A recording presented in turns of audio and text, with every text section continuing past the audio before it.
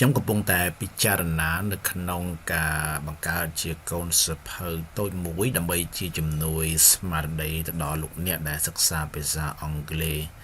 ជាពិសេសលោកអ្នកដែលសិក្សាថ្នាក់បកប្រែអត្ថបទកាសែតដើម្បីឲ្យលោកអ្នកអាចមានកូនសភៅមួយនៅតាមខ្លួនហើយអាចសិក្សានៅពាក្យលំបាកនោះនៅទីកន្លែងណាក៏បាន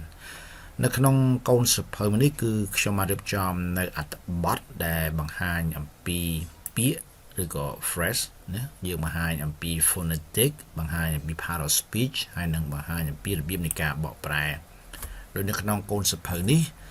ខ្ញុំបាននឹងកំពុងពិចារណាទៅលើការរៀបចំតាក់តែងបែបនេះមានន័យថានៅក្នុងពាក្យនីមួយៗគឺយើងមានពាក្យឧទាហរណ៍ពាក្យថា donate ទាំងយើងអាចអានបានតាមរយៈ phonetic នេះគឺអានថា donate ថ្នាក់ពាក្យរបស់វាគឺជា verb part of speech របស់វាហើយយើងប្រែថាបរិច្ចាគចឹងនៅពេលដែលលោកអ្នកមានកូនសភៅមួយនេះលោកអ្នកអាចចេះពាក្យអាចអានបានដឹងថ្នាក់នៃពាក្យនិងអាចបកប្រែជាភាសាខ្មែរបានផងដែរហើយយើងក៏មានអត្ថបទជាកថាខណ្ឌខ្លីមួយដែលលោកអ្នកអាចមើលបានដោយខ្លួនឯងនៅកថាខណ្ឌហើយឧទាហរណ៍វាដូចជាអ្វីដែលលោកអ្នកបានមើលនៅក្នុងពាក្យនីមួយៗឬក៏ clear ដែលយើងបានរៀនពីខាងលើពាក្យលំបាកទី1យើងអានថា donate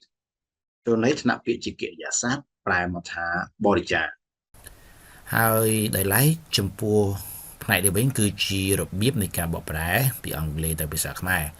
ចឹងនៅក្នុងកថាខណ្ឌយើងយកមកបំបែកវាដើម្បីងាយស្រួលដល់លោកអ្នកអាចដឹងអំពីរបៀបរបបនៃការបកប្រែឧទាហរណ៍ clear នេះថា more than